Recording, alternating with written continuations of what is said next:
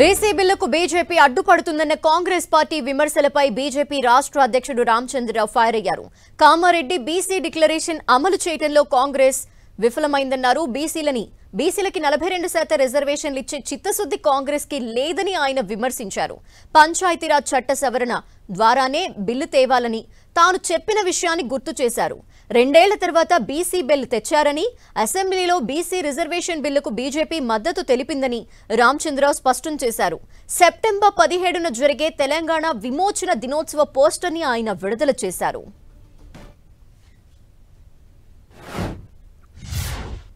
ఈ యొక్క కాంగ్రెస్ ప్రభుత్వానికి బీసీ సామాజిక వర్గానికి 42% రిజర్వేషన్ ఇవ్వాలనే చిత్తశుద్ధి ఉంటే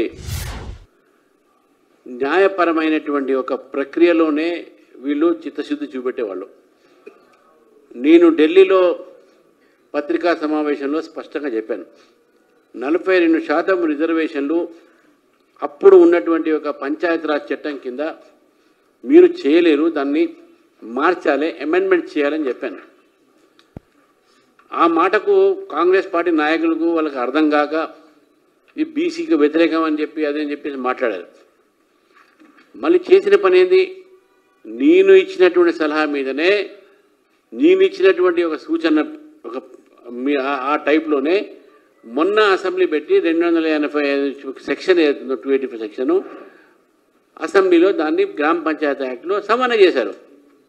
నేను ఫస్ట్ నుంచి అదే చెప్తున్నా, 285 యాక్ట్ సెక్షన్ మీరు అమెండ్మెంట్ చేయకుండా, దాన్ని సవరణ చేయకుండా మీరు రిజర్వేషన్లు తీసుకురాలేరు, అది పొరపాటు అవుతుందని చెప్పాను.